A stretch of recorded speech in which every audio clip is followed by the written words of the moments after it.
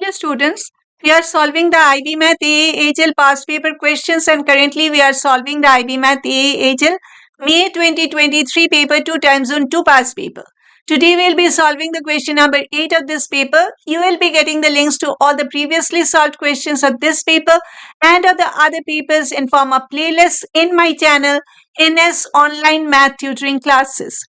So without any further delay, let us start answering question number 8. The maximum mark is 7. It says a function g is defined by g of x is equal to 2x minus 5 over x square minus 3, where x belongs to the set of real numbers and x is not equal to plus minus square root of 3. Obviously, x equal to positive square root of 3 and x equal to negative square root of 3 are the two vertical asymptotes, because these two values of x will be making the denominator value equal to 0. Subpart A's question is determine the range of g. That means what all y values are present in the graph of g of x. Okay, and it is containing 4 marks. This subpart A is containing 4 marks. Since this is a paper 2 question, we can of course take the help of the calculator. I'll be taking the help of the TI Inspire CX2 calculator. You can use the the Casio calculator as well. Okay, so let us first of all go to the calculator and let us see how does the graph look like. So it is 2x minus 5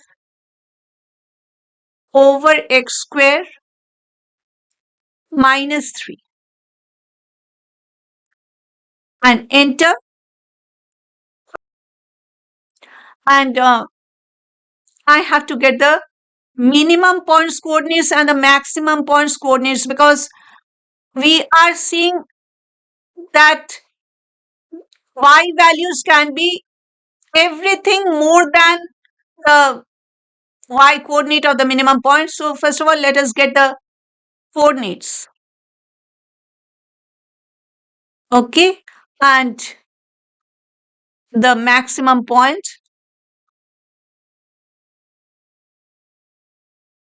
Okay, it is this one. So we are seeing that the graph is going upward. So y values can the graph can have any y value which is more than or equal to 1.43426, and the graph can also have any y value which is less than or equal to 0.232408. Okay, so now we have known the answer. We know what is the answer, what is the range of g, but do not write using GDC. This is, we find that the range of g is y is greater than or equal to 1.43426. Of course, you have to write up to 3 significant figures, or y is less than or equal to 0.232408. Because it is containing 4 marks, I would ask you to draw a rough sketch of this graph. Now, this is a rough sketch of the g of x function graph. Again, I am saying draw a rough sketch. Don't spend too much of time. They have not asked you to give the graph, so don't have to make it too much beautiful, too much accurate, but you should be showing all the important features of the graph, of course, and you have to, of course, give the coordinates of the minimum point and the coordinates of the maximum point. Okay, and these are the two vertical asymptotes that I have drawn. Okay, now I can write from the graph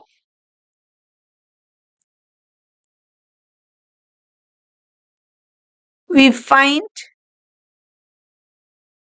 the range of g of x as y is greater than or equal to, now I am taking up to 3 significant figures, okay, because this is the final answer. Okay, over here I have not given the answer up to 3 significant figures.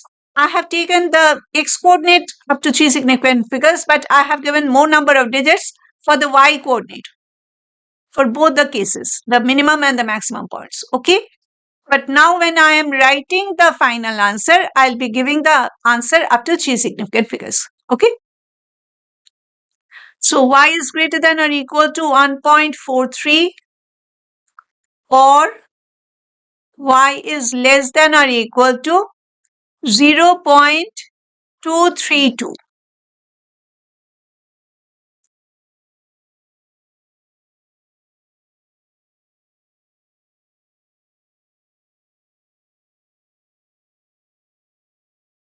Correct to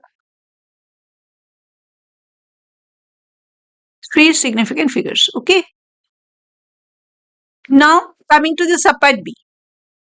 A function h is defined by h of x equal to g of absolute value of x times cos t, where x belongs to the set of real numbers, x is not equal to plus minus square root of 3, t is a constant, and t is greater than pi by 2 but is less than or equal to pi.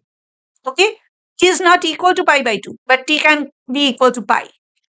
So t is an angle cos t, so t is an angle from the second quadrant because it is lying between pi over 2 and pi.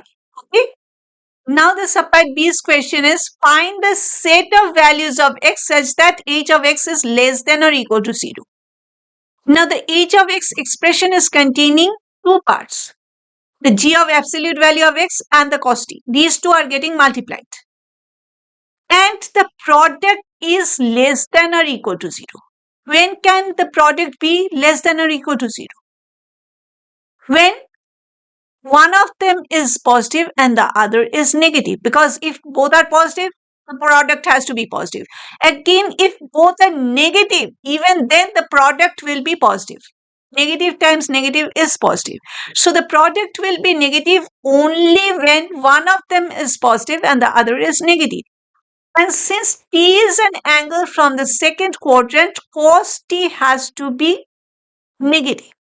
Therefore, g of absolute value of x has to be positive in order to make the product a negative number, or else h of x can be equal to 0. Over here, we are seeing cos t will never be equal to 0 because t is not equal to pi over 2. So cos t will not be equal to 0. It will always be a negative number. In order to make the product equal to 0, g of absolute value of x has to be 0. So g of absolute value of x should either be equal to 0 or should be greater than 0. Okay? And we will be using the calculator, of course, to get the range of x values, set of x values for which the g of absolute value of x is either equal to 0 or greater than 0. That means it is above the x-axis or on the x-axis. Okay? Because we do not need to sketch the h of x, and we cannot sketch h of x because we do not know the value of t. But we can surely sketch g of absolute value of x because we know the expression for g of x. Okay? So, since t is greater than pi over 2 but is less than or equal to pi, therefore cos t is less than 0. And also, since h of x is less than or equal to 0, therefore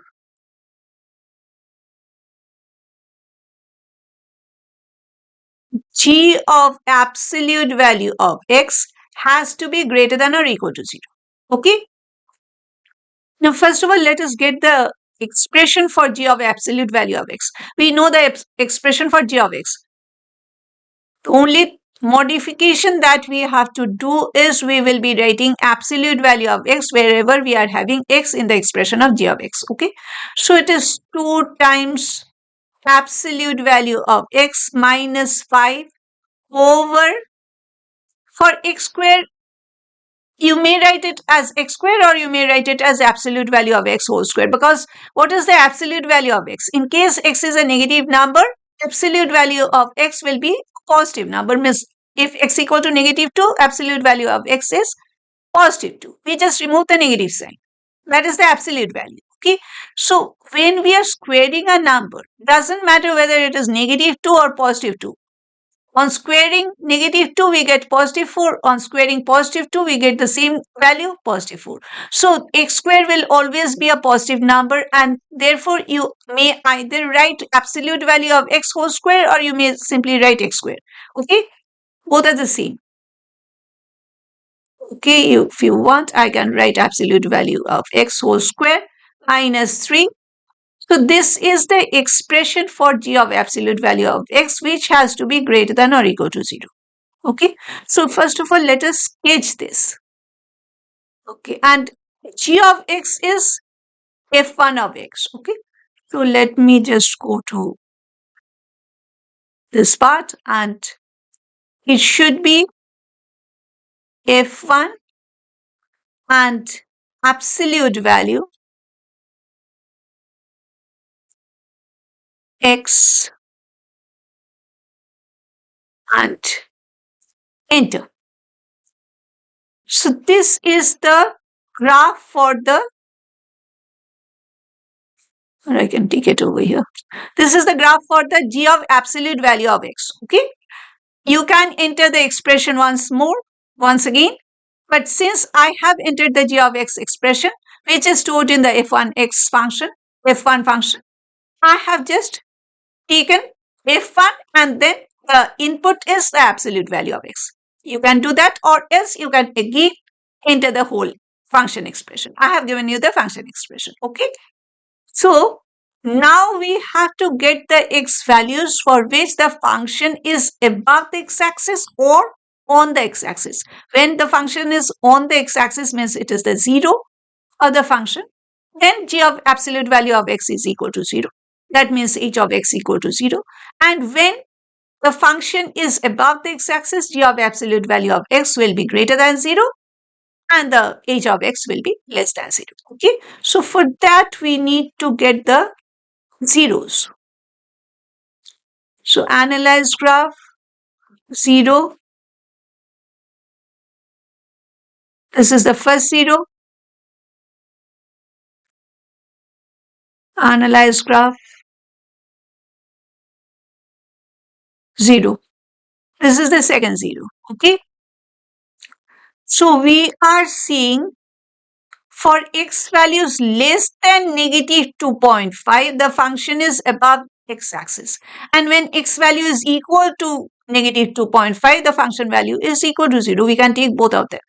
And also when x value is greater than or equal to 2.5, then the function is either equal to 0 or greater than 0. So we can take this part as well. The right hand side of the 0 and the left hand side of the 0, that is -2.5, and this is +2.5, we can take these. What about the middle section? What are the x values which lie in this middle area, the middle part of the graph? We know the two vertical asymptotes are x equal to -√3 and another is x equal to +√3. Okay, so this part of the graph is having all x values which are greater than -√3 but is less than +√3. Okay, so but one more point is I can write the answer, because I know the answer right now, that x can either be less than or equal to -2.5, or x can be greater than or equal to +2.5, or x can be greater than -√3 but should be less than +√3. I know the answer, but again the question is containing 3 marks. So it would be better if you give the graph of the g of absolute value of x. That will be giving you giving the examiner the justification for your answer. Okay, since the question is carrying 3 marks, if possible, please give the graph of g of absolute value of x. Okay, now this is the rough sketch of the g of absolute value of x graph, and now we can write from the graph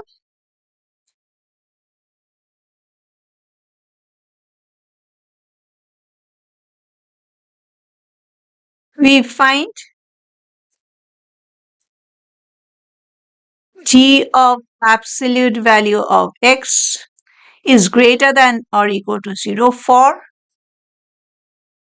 x is less than or equal to negative 2.5 or this part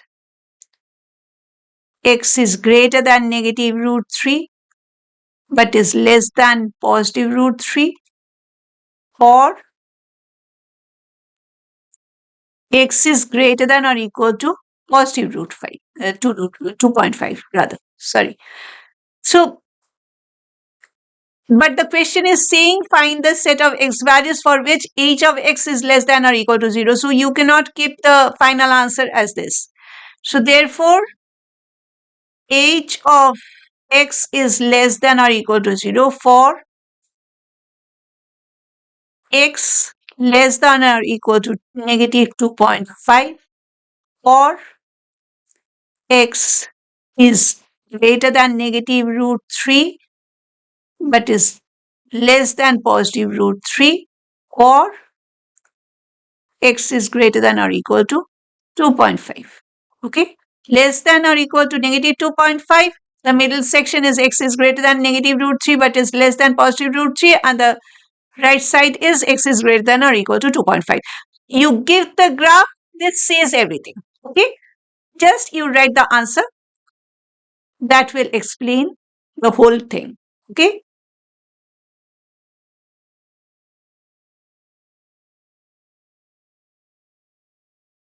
So this was all for this question. We have solved this question completely.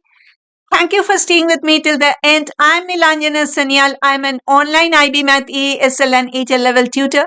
I tutor students from both within India and outside India, and I offer both one-on-one and small group online tutoring services to my students. In case you're liking my explanation, please to give this video a like and please to share this video with your friends so that even they can get benefited by watching my videos. And in case you have not subscribed to my YouTube channel, please subscribe to my channel. It will be motivating me to make more math videos for you. And in case you want to join my classes, please contact me for more details. So we meet again very soon in our next session. We'll be solving the question number 9 of the same paper. Till then, bye.